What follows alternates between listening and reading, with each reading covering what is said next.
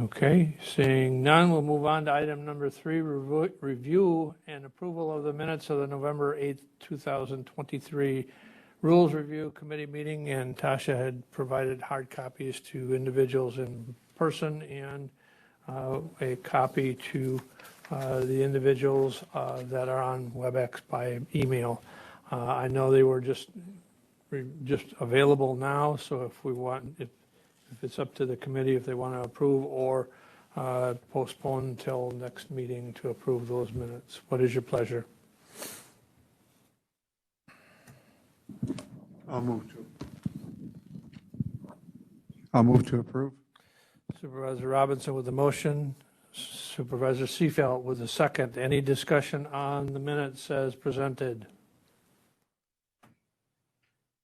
Seeing none, we'll proceed to vote. All those in favor of approval of the minutes of the November 8th, 2023 Rules Review Committee meeting signify by saying aye. Aye. Opposed? Motion carries. Thank you. We'll move on to topics for discussion, and I'll leave it to the committee. What is your pleasure as to items that we had left off on was, and I did reach out to the CPZ department as far as membership to that committee. I have not heard back, and Jacob is going to be a little bit late. So with that, and we have the list of items.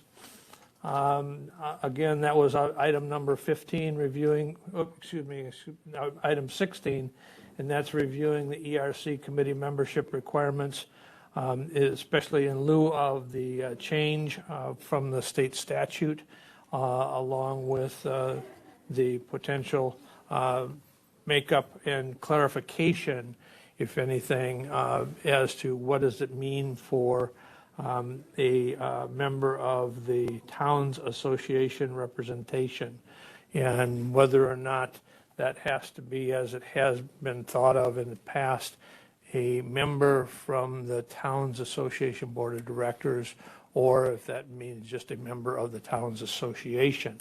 So, and we'll deal with that. Maybe Jake has had a chance to talk to CPZ staff and get their feedback. We'll move on to the expense reimbursement process with Workday ERP. Examine the expense reimbursement process in light of the new Workday process systems and consider approval process time requirements. This has been brought up several times. Again, we were implementing in this, this year or this term, the process was and is that supervisors submit their reimbursement requests on the computer.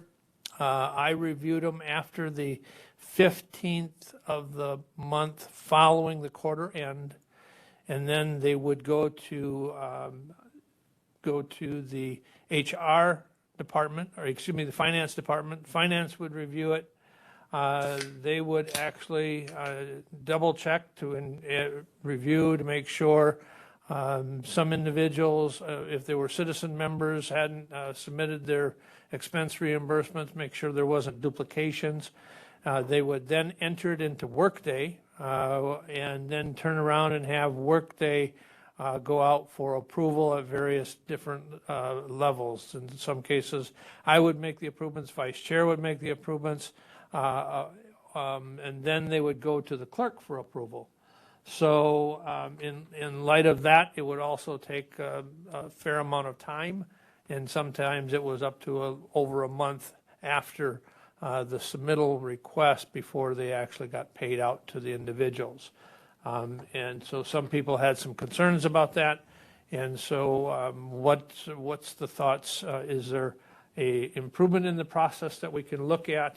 Is there something that anybody has as far as thoughts from administration as far as how that process can be changed, how we can improve that to potentially speed that process up? I know what it was in the past the clerk's office actually did all of the annotations from the attendance, and then would automatically calculate it out, but it was taking literally one staff person a fair amount of time, significant to do that calculation. So the rationale behind changing it was it's similar to what all employees do, and that employees are required to submit their own reimbursement request. Again, they're making it their ultimate responsibility to submit the requests, and then the submittals would be reviewed and approved. So, thoughts? Supervisor Robinson? Was one of the concerns that members wanted a hard copy submittal process? I know that was it in the past. What was the reason that propelled it to our agenda for review? Was it the format? The timing was one, as far as the length of time for reimbursement, and some people were struggling with the actual form itself. That was, and the layout of the form. Also had staff having challenges with that layout. So there was people that were submitting them by paper to me, and then I was entering them in so that there was an actual record. I was photocopying or attaching a copy of the one paper copy so that the individual submitted to me, attached to the electronic copy, so there was still an electronic copy of the signature of the individual. I think the concerns stemmed around the timing and the time requirement to have the approval process approved.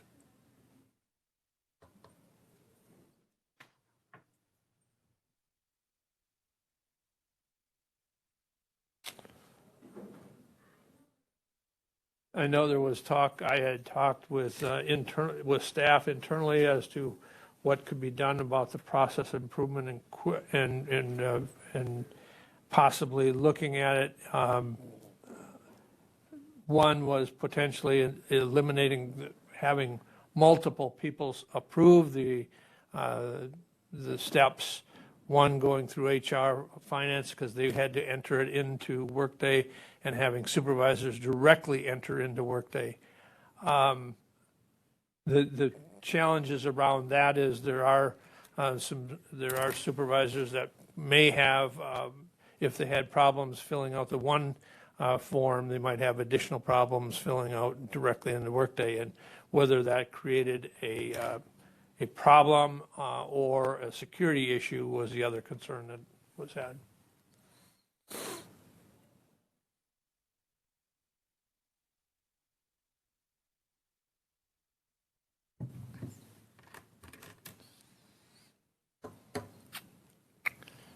Has the administration got any ideas as far as an improvement in the process?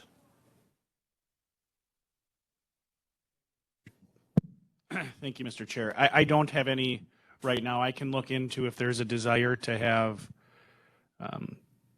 us evaluate the utilization of Workday for supervisors to log in. I was just talking to Kim. I don't know that it was set up for supervisors to have access to Workday, which I see you shaking your head no.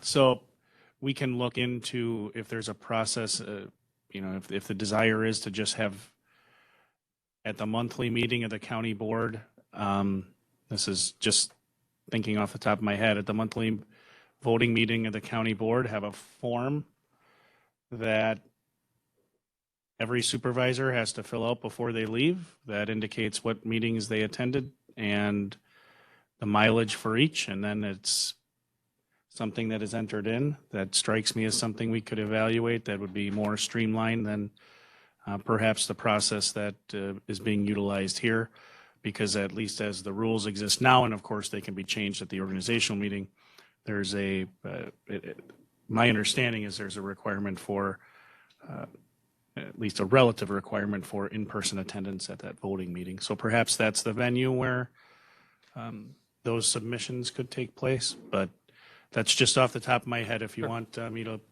give some additional thought to that, I can. Okay. Any other input?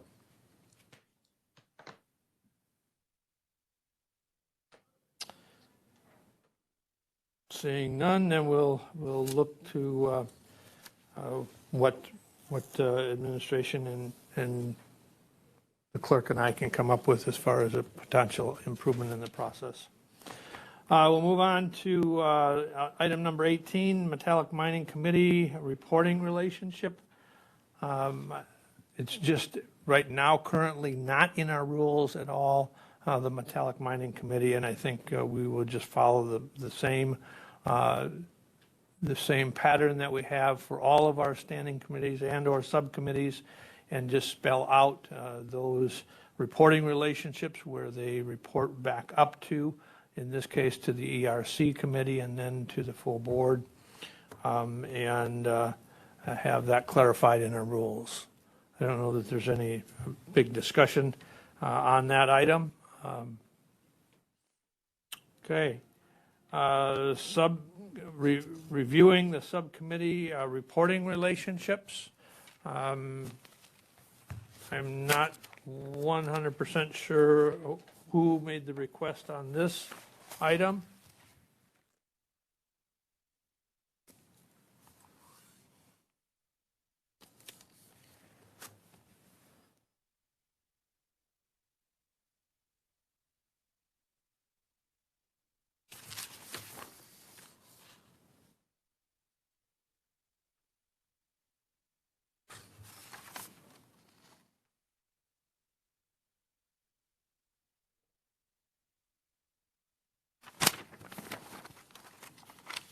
Does anybody have any input on subcommittee reporting relationships, if there was any clarifications?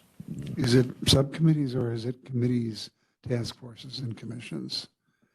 I think it's, well, the notes here say subcommittee reporting relationships, but it could be task force, any of the reporting relationships that are in our rules.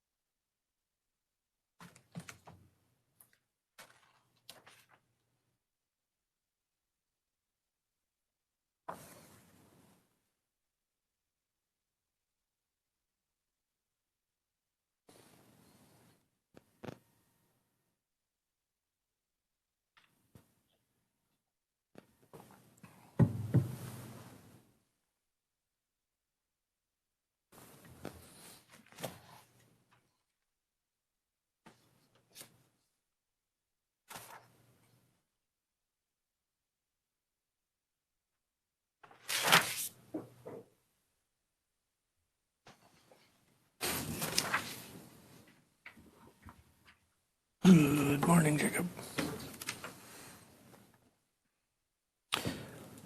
Currently looking at the topic item number 19, and that's reviewing subcommittee reporting relationships or task force or committees and the reporting relationships that are spelled out in our rules. We did look at number 18, the Metallic Mining Committee reporting relationship, and they're just going to, because it's not included in our rules, just clarify that it will be included in the new makeup of the rules as to how it reports to the ERC committee and then up to the full board. So any thoughts as to any of the updates on reviewing subcommittee reporting relationships from anyone?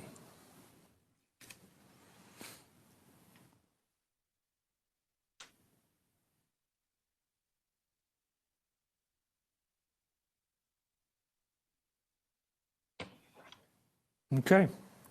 Then we'll go back to Jacob. I know I had reached out to CPZ department and the director and asked if they had any input on the potential clarification on the Towns Association representation as to whether or not, again, that should be or should not be, and you'd asked to be to be excluded from the discussion, but I didn't know if they had provided you any input as to their thoughts. No, and once again, I'm going to continue to abstain from discussion and decision-making on this. Sure, I totally understand. I just didn't know if they had provided you any input. Okay, thank you. So I will reach back out to CPZ unless the committee has any thoughts as to what kind of clarification that we want as to whether or not there is, the intent of the way the rule reads. Do we want that clarified as to the Towns Association representative be the voting board member from the Towns Association, the Eastern and Western Joint Association has a voting member on the board? Or do we, and they represent the district, so they represent more than just Marathon County when they're on the board? Or do we want just an individual from the Towns Association? So that could be any town official that is a member of either the Eastern or Western Towns Association.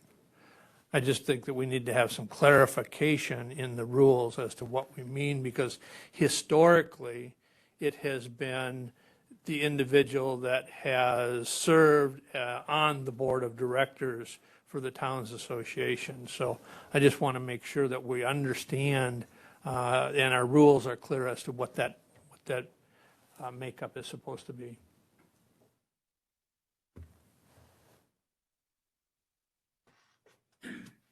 Supervisor Seefeld, please.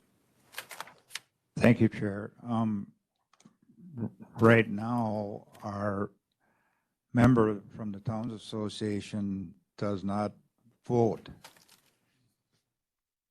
Would it make it, how do I put, make it easier for a Towns Association representative to want to come and sit on the CPZ committee if they had a voting? Would it make a lot of difference for CPZ? Does it, I mean, Towns Association member, they're pretty much up on what every other county board member is kind of going through.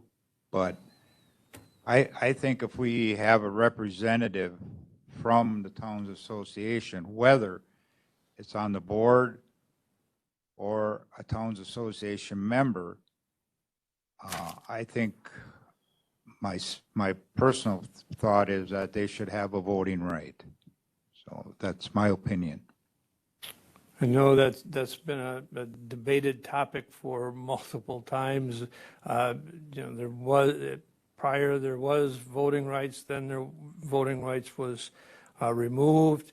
The thought was that and then I think the rationale behind it was that they were voting on potential changes in zonings, in stuff that are out, that they're not an elected official to the board, and so that was the rationale for I think removing the voting rights. They wanted the input, but they did not feel that it was right for those individuals that didn't have elected responsibility and accountability to be voting on zoning changes. So that was why it was removed. Now, the other question that came up was if it's a Towns Association, if we want to go to exclusively, a Towns Association representative, was it going to be from a town that is county zoned or from a town that was non-county zoned? That was the other question that came up. And I think, again, just looking for clarity, in our rules so that we're not as ambiguous as it currently is right now. And since we haven't had the feedback from CPZ, I will do a follow-up and check on with CPZ before we continue the discussion. I don't think we have definitive input as to what CPZ's thoughts are. Any other thoughts on that topic? Thank you for reminding me. Okay. Okay. Well, then I'll do some follow-up and bring that back to the next committee. Moving on to sunset provisions for task force, including provisions in the rules for periodic review and potential dissolution of task force. I don't know what the item was there, Supervisor Robinson? Well, I think that the morgue and the broadband task force are both up. Broadband is set to expire in 2024. I'll just put the pitch in that because of the broadband equity and access deployment monies that are rolling into the state, $1 billion, I think it's important that that group continue probably I think many of the decisions will be made within the next year and a half, but for the next 2 years, because the role that they play in both outreach and identifying and underserved areas and with the community centers will be important. So I would recommend that we continue the broadband task force for another 2 years and evaluate it at that time. Okay, so we'll just make the change that we'll extend the broadband task force at least till, in the current set or proposed set of rules, till 2026. And I'm assuming that implied in there is also the Regional Forensic Science Center, extending that because that won't be completed until, some future point. Okay. Okay. Board committee packet considerations, discussion and content and format of the board and committee packets. The reason that this is on the agenda item is wanted some clarity around when items can be put into the packet and provided to supervisors, the full board and the committees, because there's been some in some cases, requests to have items put in that haven't been reviewed by the committee, that people wanted to have, information provided to the full board. Again, that wasn't taken up in consideration by the committee in making its decision. So wanted some clarity around when items can be put in. Again, we have a rule that says that mostly, and I think the clerk would agree that that it's still a struggle. The deadline for getting information to her to be included in the Friday release is supposed to be Wednesday at noon, if I'm not mistaken. And that continues to be a struggle, getting that information to the clerk by noon on Wednesday to be included in a Friday release. And so I think one of the things that I'm looking to actually clarify is when and how and if a request by an individual or any individual can be made to be included in the packet to be disseminated to the full board, or in fact to a committee, at the time, and require the amendment of the packet at a last minute or whatever. So just looking for any clarity that we can provide to that rule.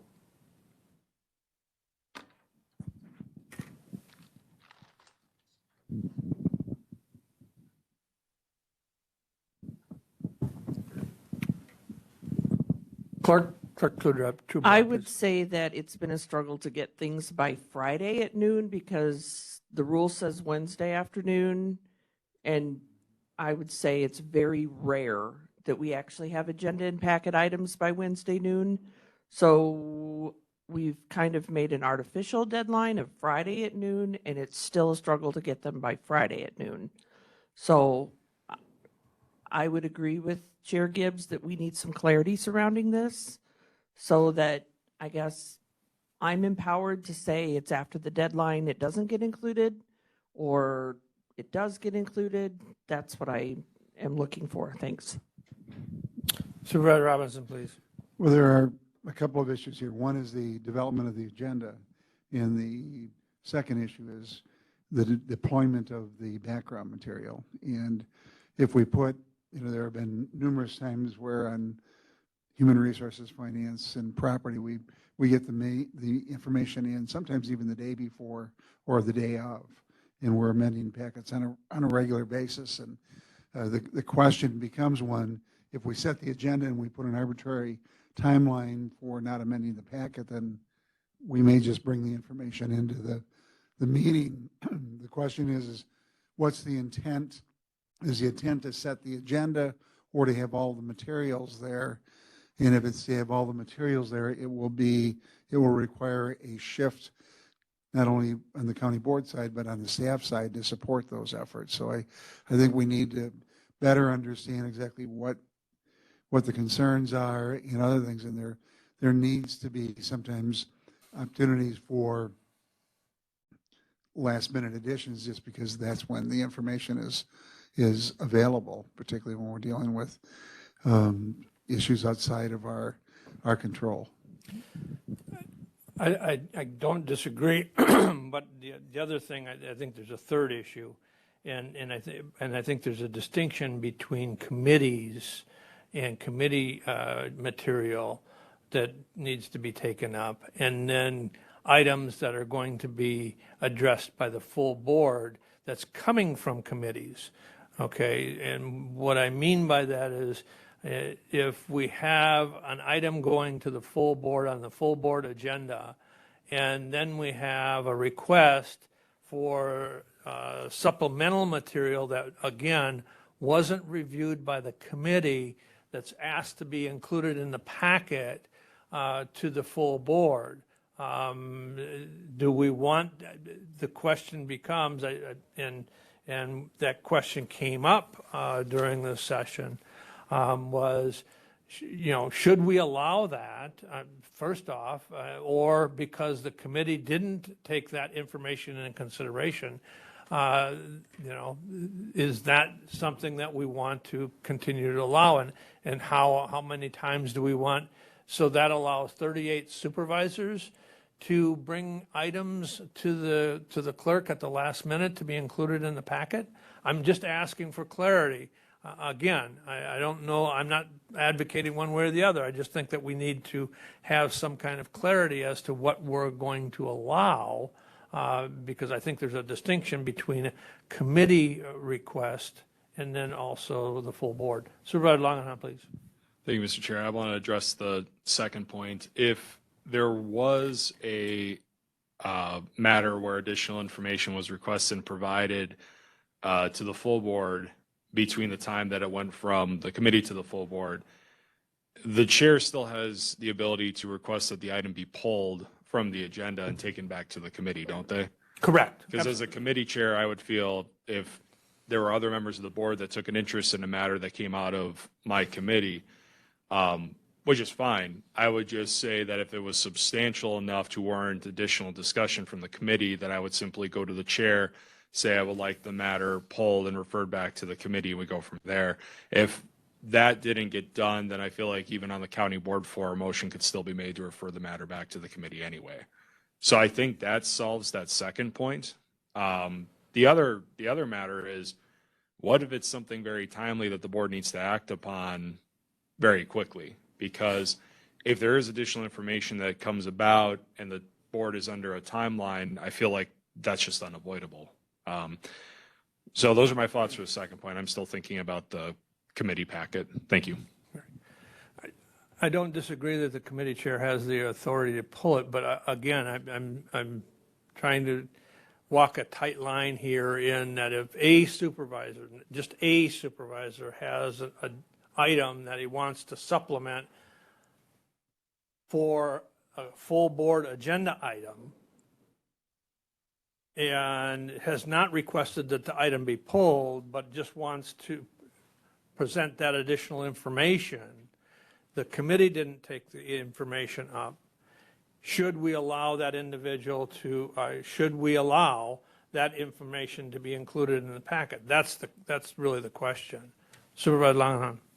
Sure, and like I said, if I felt that there was an additional document that was included in a packet and I said to myself, well, I feel like the committee needs to vet that information before even the board takes it into consideration when making their decision, like I said, I would still go to the chair, request that it be pulled. Because if that packet is posted Friday before that meeting, and let's say that something does get added even before that Thursday educational meeting or between Thursday to Tuesday, you still have the ability to go to the chair and ask that it be pulled.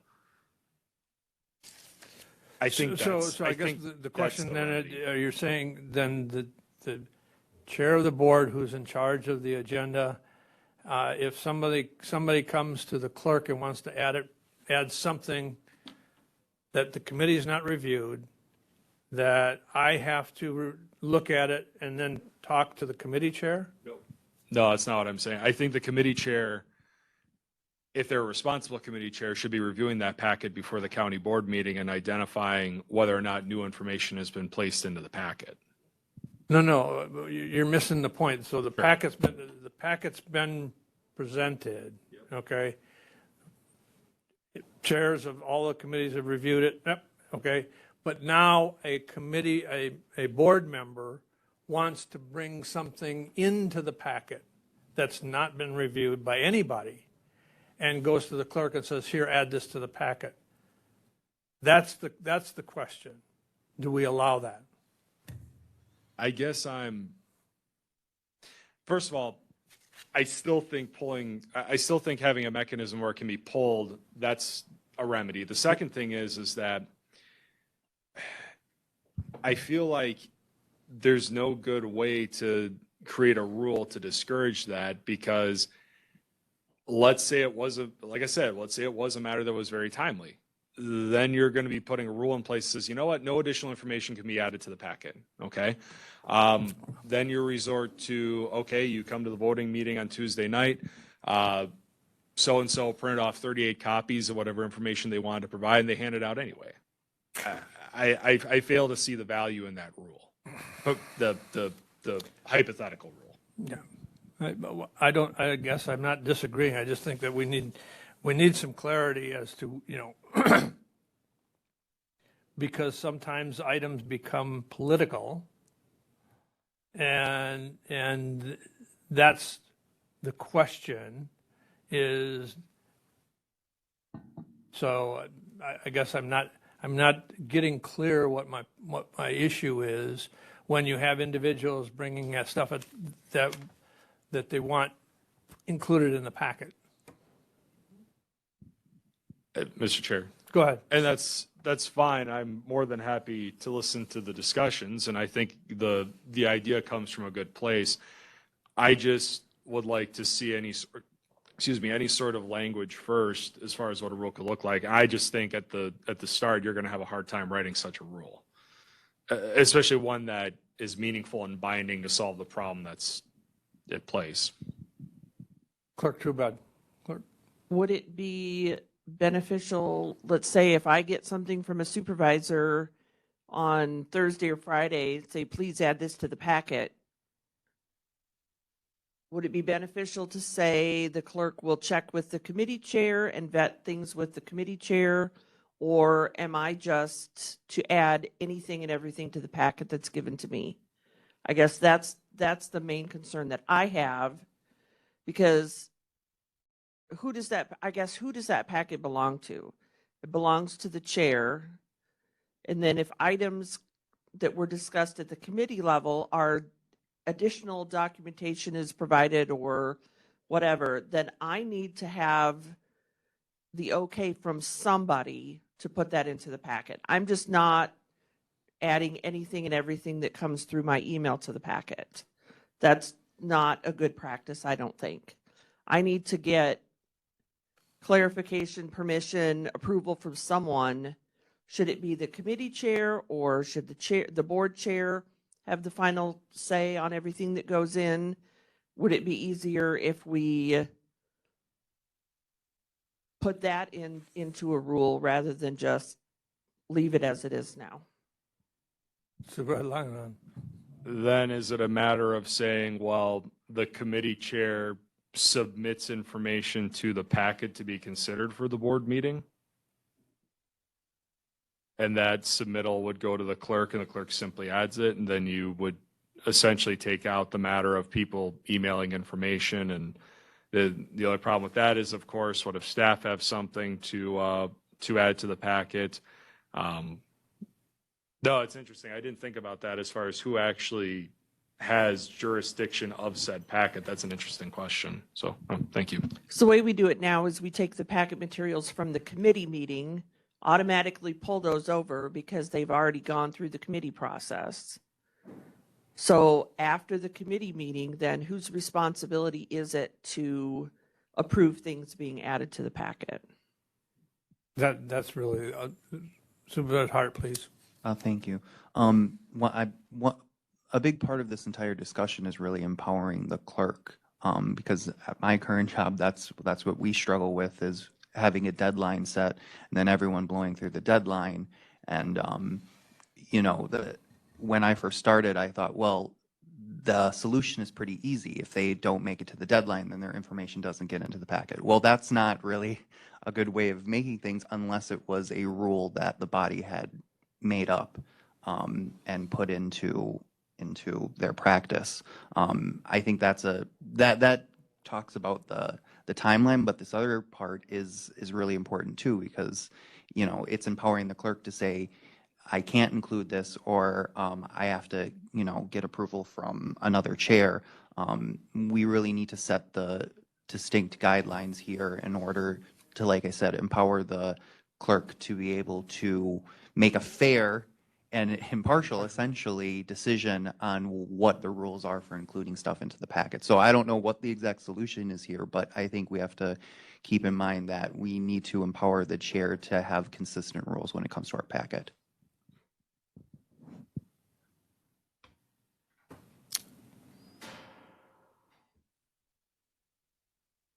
I guess the one thought that I have is that and this is rather off the cuff, is that if something is additional information from the committee, well, or from anyone, again, we've continued to follow the practice that we currently have, and that is items come from the committee packet over to the full board automatically. If there's additional items that are being offered to be included in the packet, that it be reviewed by the board chair and the chair of the standing committee.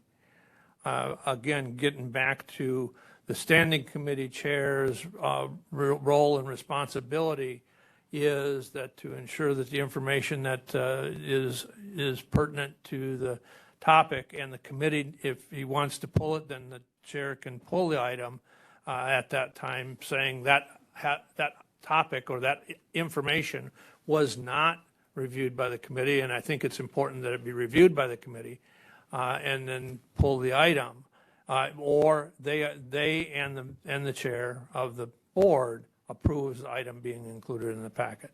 That's a way to approach it. I'm not saying that's perfect, but at least it eliminates the clerk having to make a decision, arbitrary decision, and put the clerk in an awkward position. Thoughts?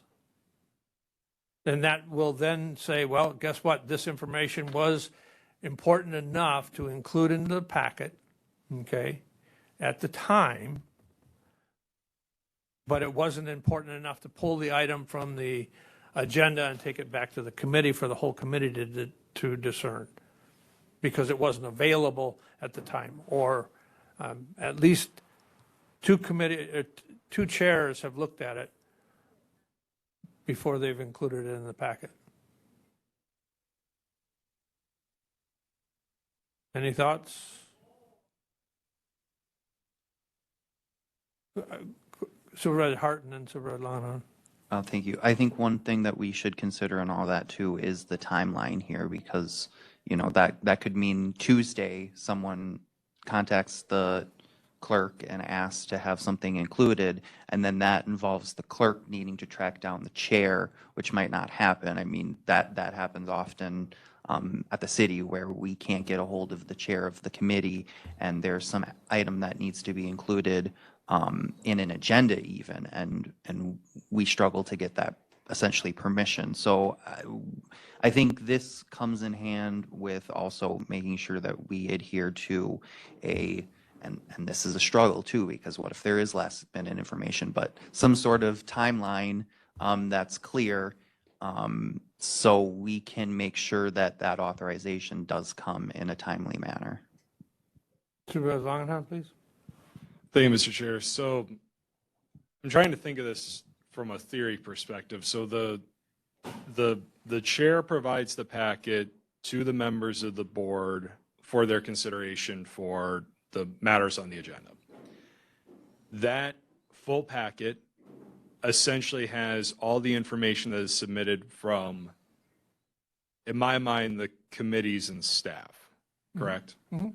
Okay. Correct. So at the committee level, if the theory is that staff are providing that information to the chair of that committee to provide it to the committee members, to me, then it's only the chair's responsibility to have that information provided as part of the packet at the full board level. If the staff wanted to provide something and the chair was unavailable, to Supervisor Hart's point, which is an excellent point, and the committee chair wasn't available, that still wouldn't prevent staff from printing off that information and providing it at a committee meeting, correct? Correct. And if the committee isn't happy with the chair that it wasn't provided beforehand, then that's just a failure of the chair's part, if we're being blunt. Mm-hmm. So to follow up, I guess what I'm saying is that, to me, ultimately, it should be the chair's discretion as far as whether or not to add that additional information to the packet.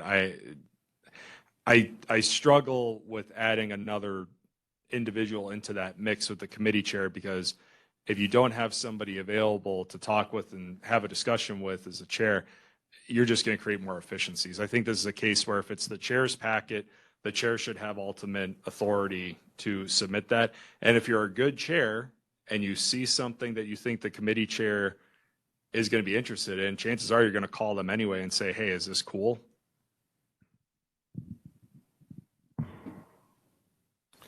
So your suggestion is to leave it to the standing committee chair's responsibility? I'm saying, as far as the full packet to go out to the county board, all 38 members, I think it should be the chair's responsibility or the chair's discretion as far as what gets added to the packet. That's it. The chair of the board or The board. That's what I'm saying. If the committee chair doesn't like it, they can, like I said earlier, they can pull it back to their committee if they want to. Less hands in the mix.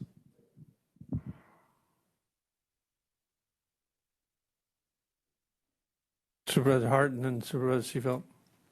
Thank you. I think at the end of the day here, nothing really does stop any individual supervisor from emailing or distributing material to everyone at the meeting. I think the difference here is if everyone has the chance to digest that information. But for me, that's kind of part of the general debate that we have at any given full board meeting, is generally the packet isn't meant to necessarily sway one way or another. It's meant to just give the information.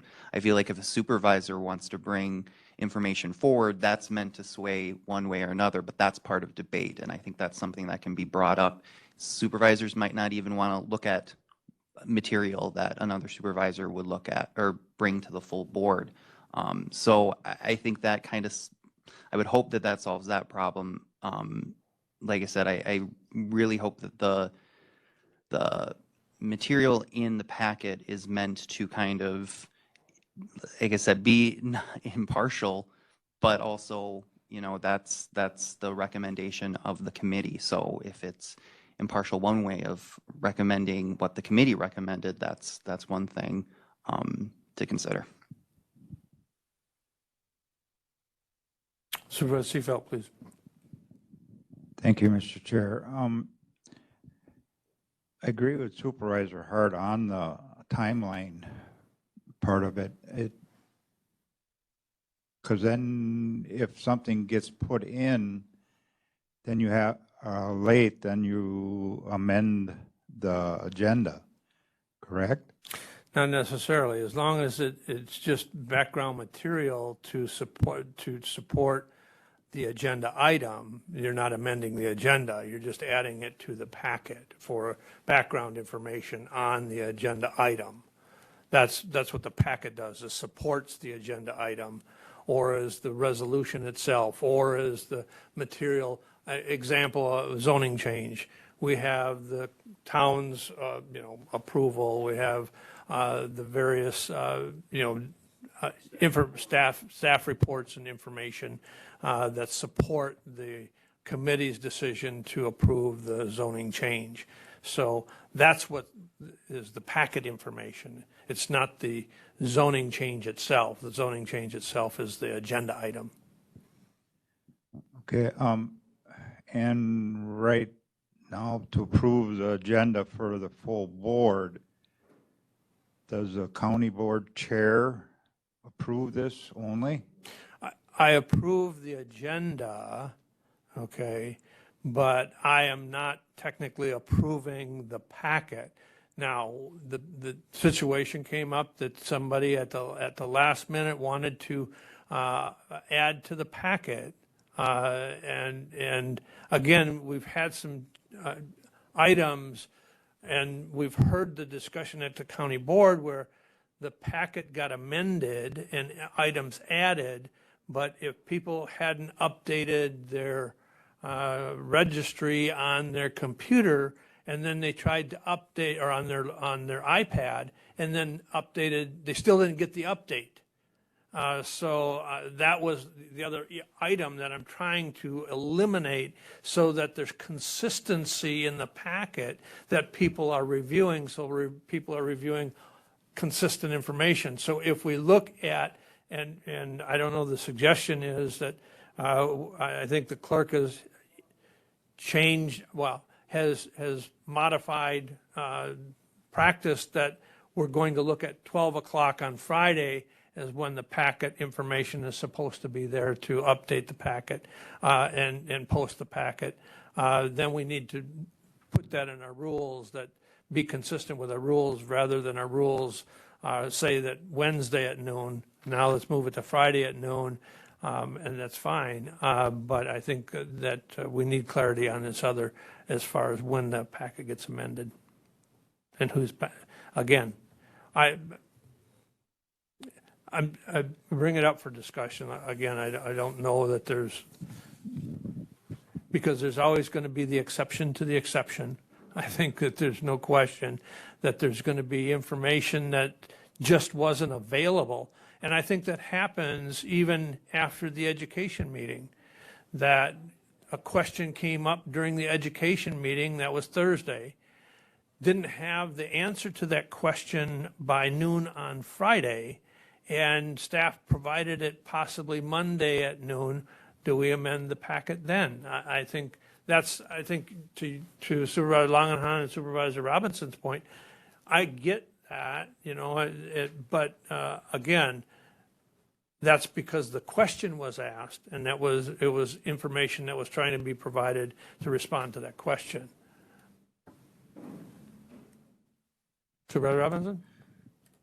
So I'm struggling with the issue. One of the questions is, what's the purpose of the packet? is the purpose of the packet to reflect the committee action and the item before them, or is it to reflect all viewpoints? And if the purpose is to reflect what happened in the committee, that's a different standard than if, let's say, something comes out of ERC dealing with mining, and all of a sudden at the 11th hour, I decide I wanted to get a different perspective in. Does that become part of the packet, or does that become part of the information that goes to the county board for consideration?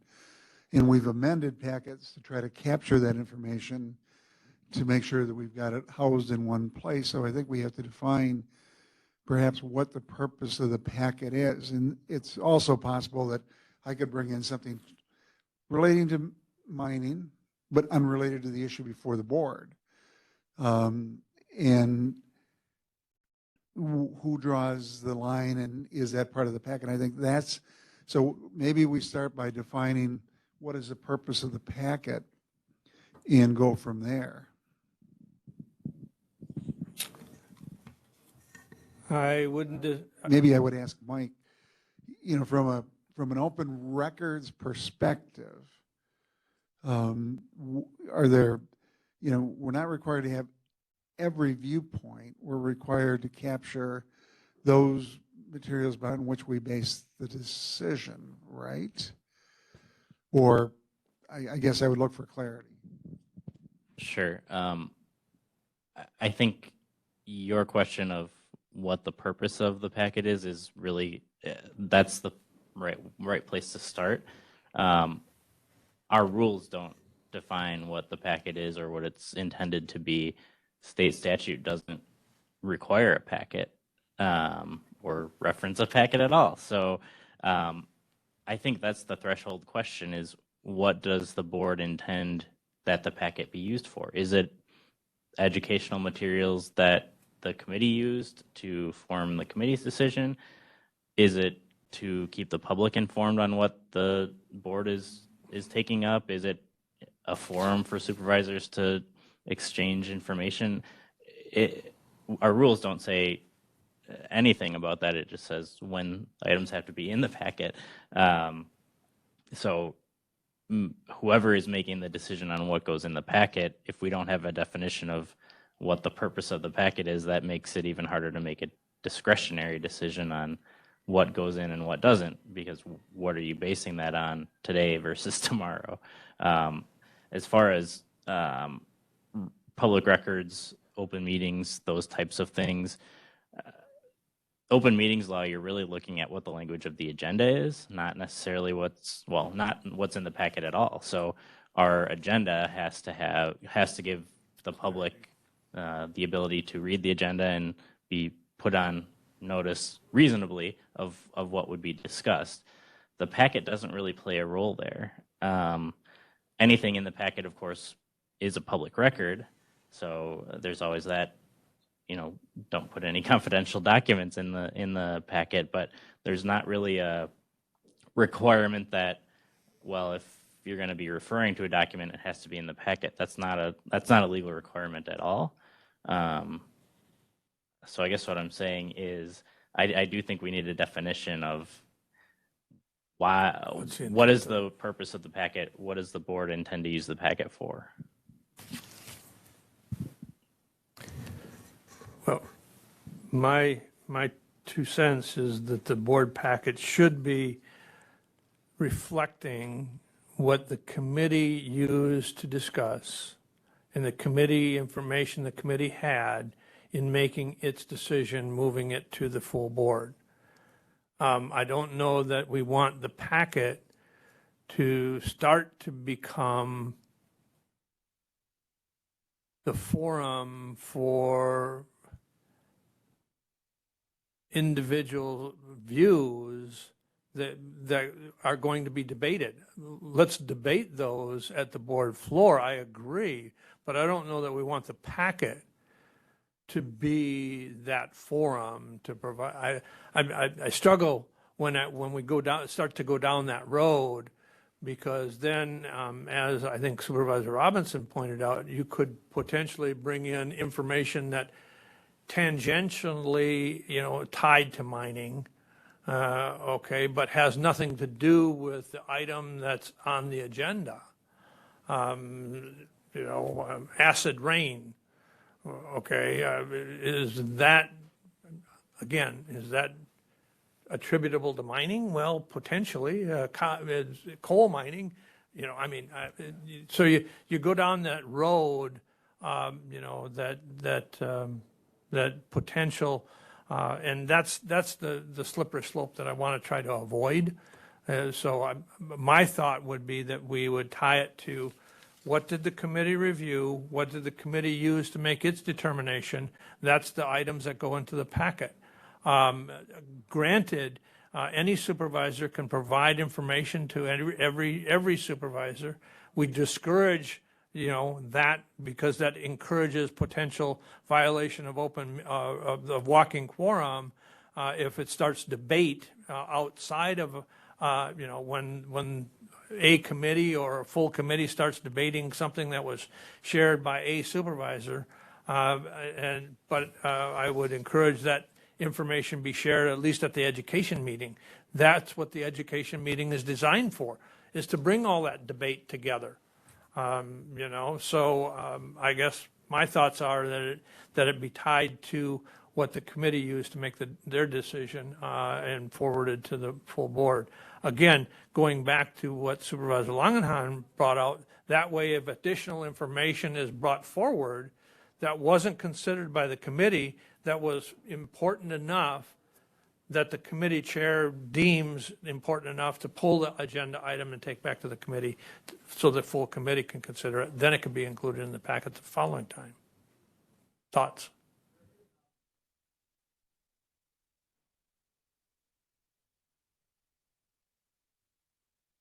Supervisor Robinson? I've just been trying to look at the legislature. I know that back when I was there, which is now a long time ago. But the committee chairs were responsible for developing a file or a report on the action of the committee, and it included the material that came into play. Let me try to track that down, and if there are guidelines for that, that might be a good place for us to start in defining what a packet is, and not reinventing the wheel. But maybe I can work with Mike on trying to capture what goes in, what's not, and the relevancy of it. Jacob? Cody? Please. Oh, thank you. I would agree with Supervisor Robinson, and could you expand that to Mike to look at other counties or municipalities and see if there are any current existing definitions of packets in any of their ordinances or rules. And I think that kind of works to go in that direction for now. One thing I do want to consider, it doesn't have to be at this time, but I do want to consider at some point in the future, and like I said, empowering the clerk with deadlines, because I think that is very important in order for the clerk to say, hey, this is when all the material needs to be in. And if it's beyond that, either it can't get included, or maybe something like it gets included, but there's going to be kind of like when agendas go out and then they get later amended, where there's a marking that says, hey, that this is included after the fact, to kind of also put that little mark on there to let people know that this was last minute information. The challenge with packets is, unlike the agenda, there is no statutory deadline for when those have to go out. I've had it where I didn't get a packet updated, and I had read the packet the night before, and then when I got to committee, there was new information. Now that's kind of supervisor's own responsibility to look at the packets ahead of time, even before committees. But still, I know that happens, and I want to, like I said, be able to empower the clerk with rules that were set by the body that she oversees. Supervisor Langenhan, please.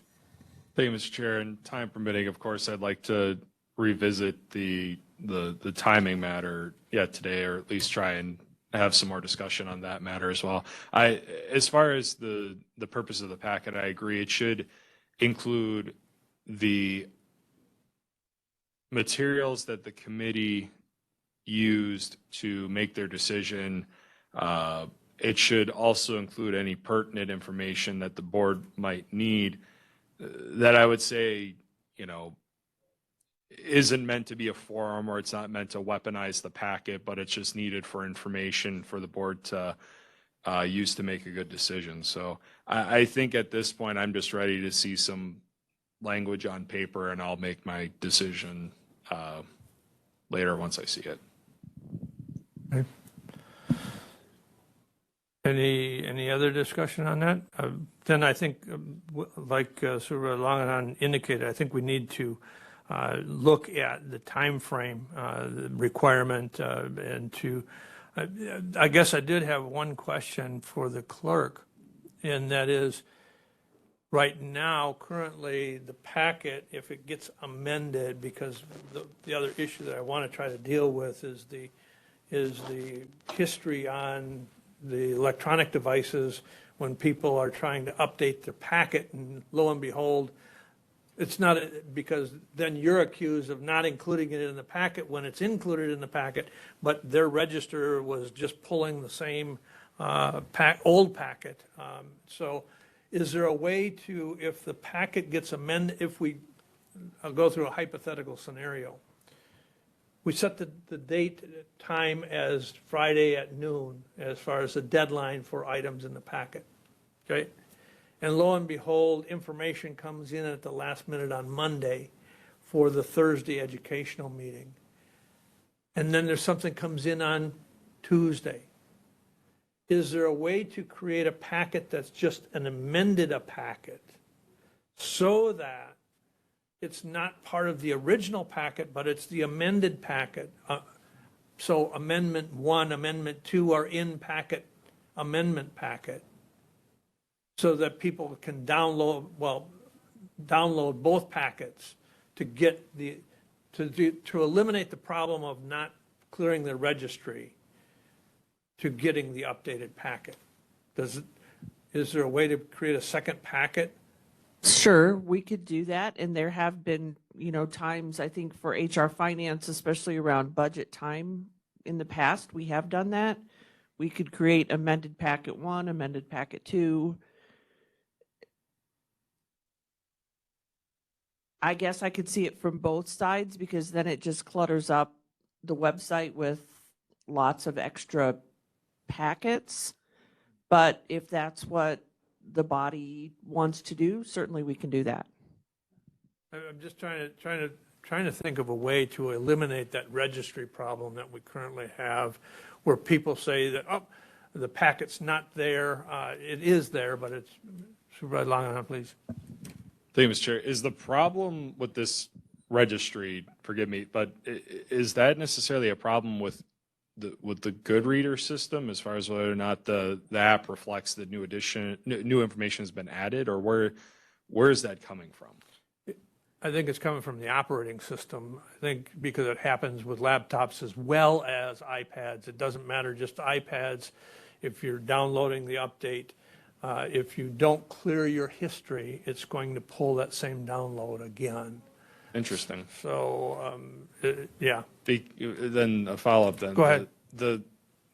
I guess this, and I guess the only way I've ever, I shouldn't say that. I used GoodReader a little bit in my first term, but to be honest, I haven't used the app since. But based on what you're saying, you could even run into that problem if you're just going to the website to pull that in.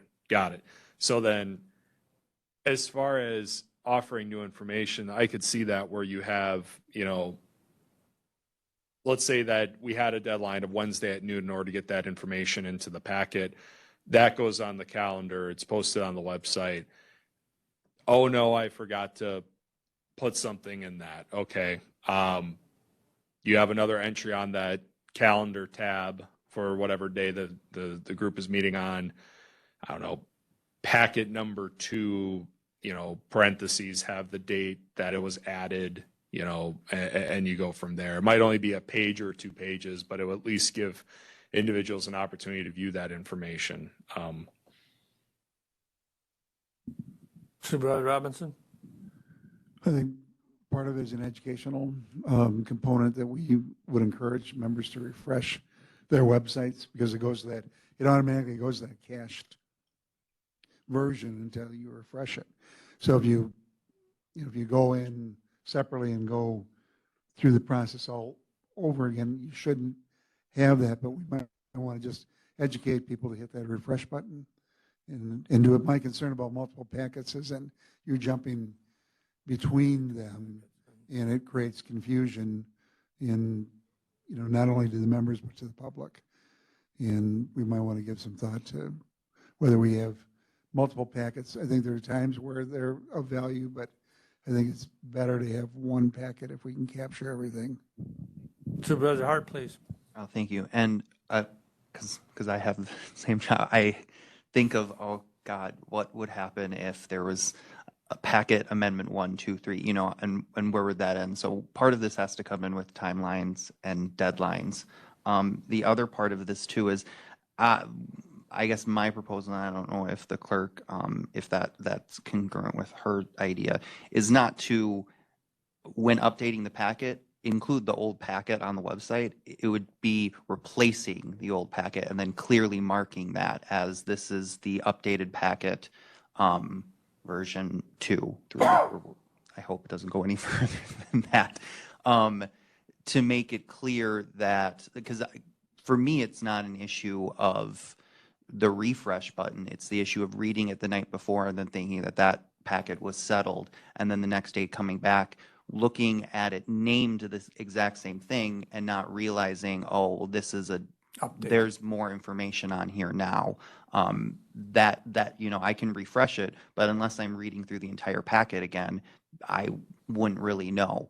So I think making sure that those are, any updated ones are clearly marked in the file thing, I think that would be important in all of this.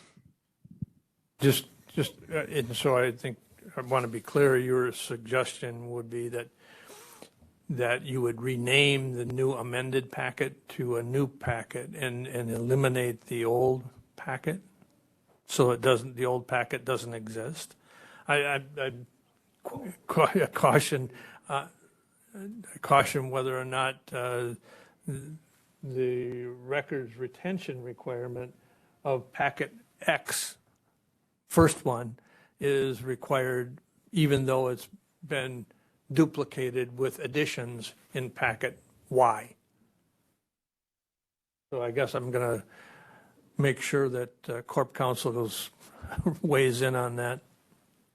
Well, I have two thoughts. The first is, when we're talking on the topic of a rule, I don't think we get any of the technical information on how the clerk is going to name the packet in the rule, because right. in 10 years, this will all look different and the packet will be floating in front of us. You can just use your hands to move it. I don't think there's a records retention concern with the packet being updated and changed. The underlying records are still retained. It's just the public-facing document that's being updated. So I guess I don't have a concern about that. But I'd work with Kim if she had any particular questions or concerns on an update, as we always do. Clerk, Well, right now, when I update a packet, it automatically overwrites the previous one that was there. okay. So I would have to check with IT as to Supervisor Hart's proposal, because the naming conventions that we use for things are very prescribed. So I would have to check to see if we could change that. And I know it was prescribed for the old website. I don't know. I'm guessing we maybe have some more flexibility with our new website as to how things are named. And I could certainly add, like an A or a B or a C or something at the end to signify that there's been an update made. That wouldn't be a problem, I don't think. Supervisor Langenhan. Thank you, Mr. Chair. A couple of things, and I agree. I mean, as far as how the clerk wants to develop the system, I mean, that's up to the clerk. I trust that she'll develop an excellent system. Because if we're going to get into arguments about metadata, I really don't care. The courts can decide that. So getting back to the refresh piece, and I apologize, I guess I'm just not understanding this. So the supervisor pulls up the packet on their phone, like I did, right? I pull up the packet on my phone, and it goes through, I exit out of the packet.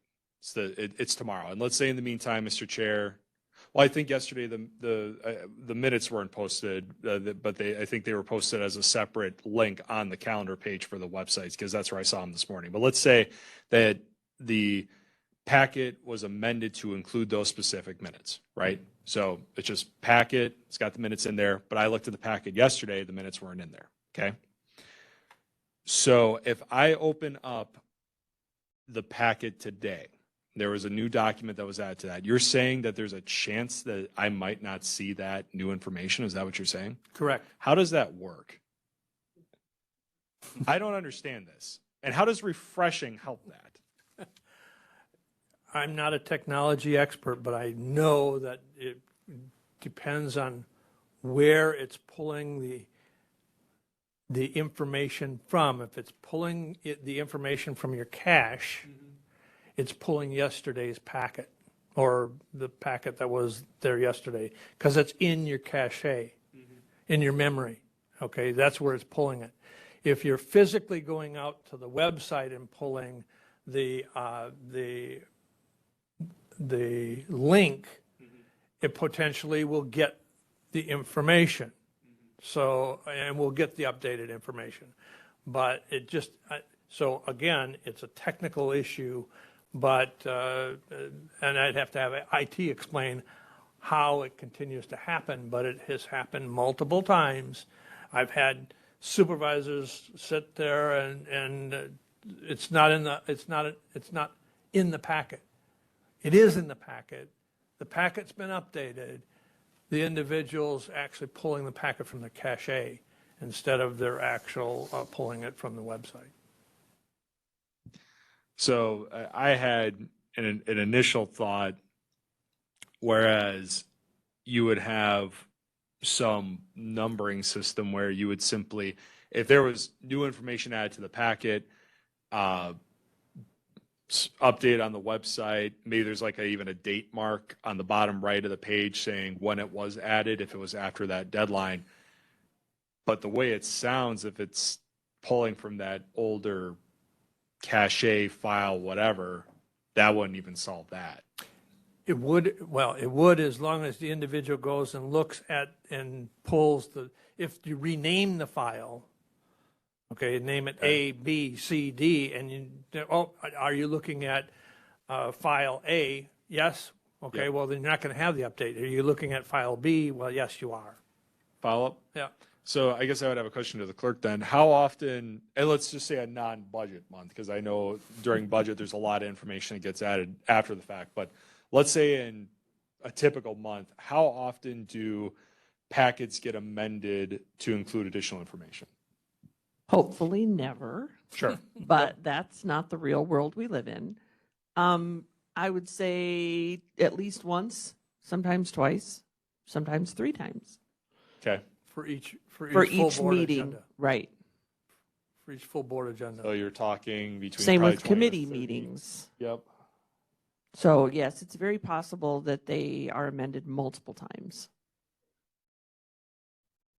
Wow. Yeah. That's ridiculous. Okay, thank you, Mr. Chair. Supervisor Hart, please. Yeah, and going with that, I hope, in putting this clarification, perhaps into the rules is to make this a more rare occurrence. Because I know that it can be frustrating on the clerk, can be frustrating on the supervisors when we're not really aware that information has been added to the packet and we're making decisions based off of what's in the packet. So that in going into all of this, I like I said, my overall theme in this is making sure that we empower the clerk and the committee chairs and the chair to be able to make these decisions and best inform all the supervisors. I think part of this, and maybe we can bring this back to the actual rules, is maybe adding something into the rules in which, similar to when like I said, when an agenda is updated where it's clearly marked. Maybe anytime additional packet information is added, that's also clearly marked within the packet. I know that's another technical thing, and that's adding something else to the clerk's plate. But I think that could be something that would be helpful for everyone to be aware. And in my opinion, it could help eliminate including information into the packet unless it's absolutely necessary by making it very, because I think that's kind of the purpose of adding that little, highlight to agenda items is, hey, if you add an agenda item after the deadline, we'll update it as long as it's within 24 hours. But there's going to be a thing that says that this was added to the agenda, and hopefully that discourages items from being added. I would hope that this kind of does the same thing, where it discourages information from being added to the packet unless it's absolutely necessary. And we know that there's going to be plenty of instances where adding information to the packet is absolutely necessary. And it's not eliminating it, but it is, trying to set that precedence. Clerk Truebad? I guess communication is probably key for everyone involved in the process. There have been many times where I know there's going to be additional packet information coming Monday, Tuesday, Wednesday, just because of things that have to get ironed out, details that have to be finalized, whatever. And so on Friday, when I send out the notice that here's the packet, here's the agenda, there will be additional packet information next week. I always try to put that in there if I know that there's going to be an amended packet. The frustrating thing for us is there are some committee chairs who it's pulling teeth to get them to sign off on an agenda to provide any packet materials. And we're 2:30 on a Friday afternoon where we have a posting deadline coming up, and we're on the phone saying, hey, please approve the agenda. Is there anything for the packet? So I think if everyone can get it in their minds that communication on these agendas and packets is the key thing, and if we can all work together as a team to communicate better than we have been, I think that will go a long way in alleviating some of the frustrations and some of the issues that we've dealt with over the last couple of years, because we put these deadlines in place, and a deadline is only as good as people are willing to follow it. So, and for the majority of the time, it's not an issue. But if we can communicate with, hey, we've got packet information coming, so that we can communicate it to the supervisors so that people know to maybe check their packet again on a Tuesday afternoon or Wednesday afternoon before the meeting, I think that would go a long way towards making things run more smoothly as well. Supervisor Longenhorn, please. Thank you, Mr. Chair. And I think to a certain extent, with respect to my fellow supervisors, I don't want the packet to change that much after it's posted the first time, because if I'm reviewing that information on a Saturday and then it gets amended on a Monday and I don't have, either the ability to check the email, maybe I have internet problems or whatever, I would like to know that I have as much information as possible without having to worry that there might be another amendment taking place. That should be, I can't remember who said it earlier, but that should be a rare occurrence. That package shouldn't change that much after it's posted.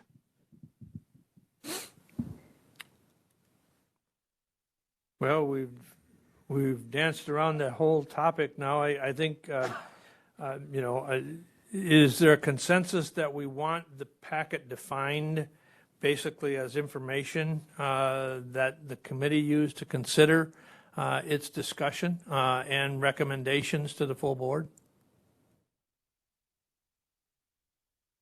Any opposition to that kind of definition? Supervisor Longenhorn.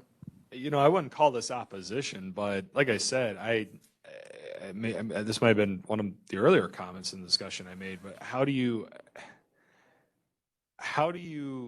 wrap into that something from staff, a document that, there was a question at ERC about a budget or something, and the staff say, oh, well, we need to look into that a little bit more, but we'll provide that to you later. And, ERC says cool, and they send it up to the full board, and that document gets provided with that information in it, something like that.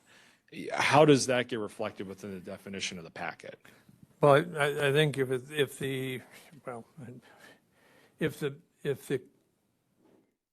staff have provided the information, just haven't provided the information to provided the information verbally, and there wasn't, a document to back it up, I think it's just backing up what the committee's already considered. But if it's important enough that the committee didn't have it to make their decision, but now you think it's important enough to include for the full board to make its decision, I struggle on that part. When a committee, we think it's important enough for the full board, but we didn't think it is important enough for the committee to. But I guess I struggle with that part of it. No, I get it. Maybe my approach is just a maybe too broad of one here. I just feel like there's going to be no way to write that to capture all of it. Nothing against you, Mike. I think it's the limitation of the English language to wrap all that into language in a way that's meaningful. But again, I'm fine with seeing some words on paper because, like I said earlier, I'm pretty much ready to see it. If there's consensus, we'll allow the Corp Council to give it his best shot. If he's got enough clarity as to what our thoughts are. I believe I do, and if English runs out of words, I can try other languages too. Latin, if you need to use some. Is there consensus around changing the deadline from noon on Wednesday for a Friday packet to be Friday, the way operationally we have used it? And I guess I'm hearing, unless the clerk is going to tell me different, I think I'm hearing from the clerk that she's using the artificial deadline of noon on Friday. That will be included in the packet. But we still encourage the departments to provide the information as soon as possible. Is that what? For agendas, I would like the agendas to stay Wednesday, but packet items by noon on Friday is fine, yes. Okay. And I think that we're getting consensus from the committee that Wednesday at noon for the agenda and Friday at noon for the packets. Is that any objection to that? Okay. All right, agenda items. There was a request to have at least a discussion about whether or not we want to put time limits on the discussion by supervisors on an agenda item. We have currently in our rules that a supervisor can discuss an item up to 3 times, but we have no time limits. So the individual that brought this forward says, do we want to have a time limit on the amount of time an individual can spend discussing an agenda item? So again, you could say that a supervisor, I guess, the filibuster rule, we'll call it, or something, I guess. So the supervisor can't continue to, gets the floor and uses an hour and a half for a discussion item, and then has somebody else talk, and then second time another hour and a half. I'm exaggerating, obviously, but so that was what's the thought of the committee? Supervisor Robinson. Hasn't been a problem, has it?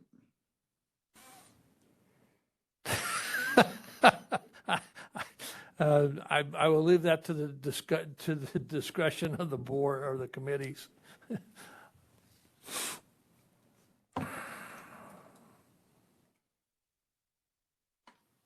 Thoughts?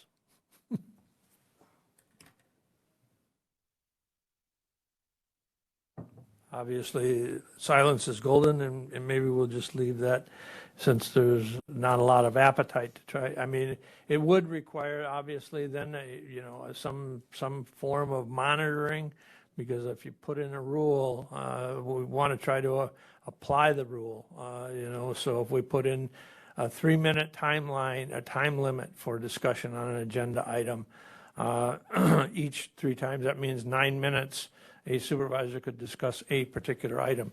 I'm not suggesting 3 minutes as being the appropriate, but I just, if we're going to put in something, we do have to have some kind of monitoring on it. Mr. Chair. Yep. Because I'll provide 2 cents on this. That way, we don't just gloss over this as a discussion item. But we already have the rule that an individual can speak 3 times.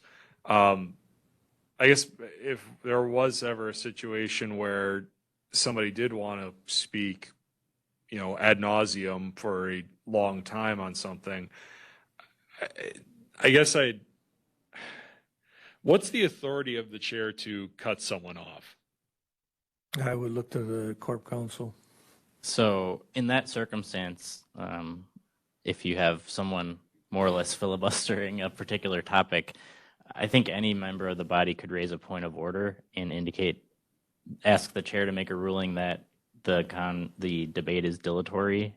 It's designed only to delay.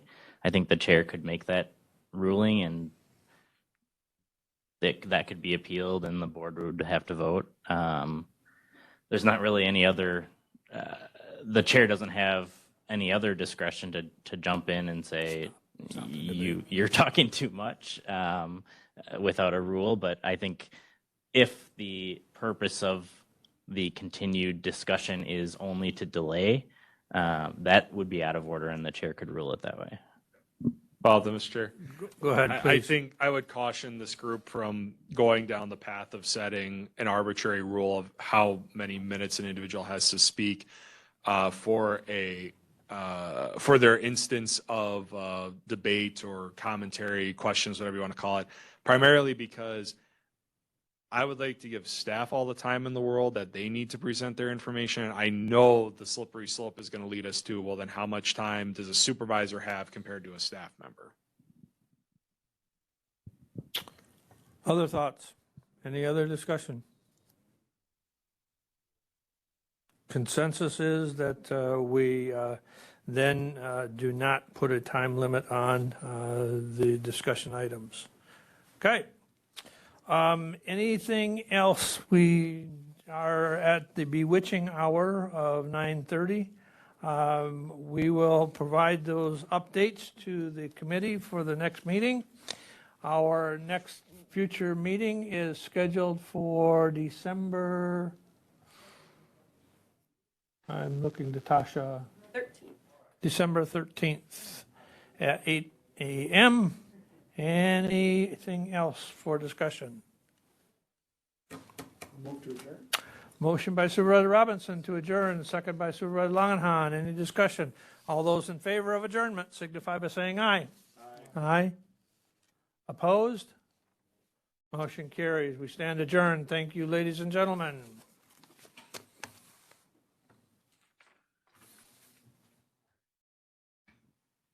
Thanks, Jake.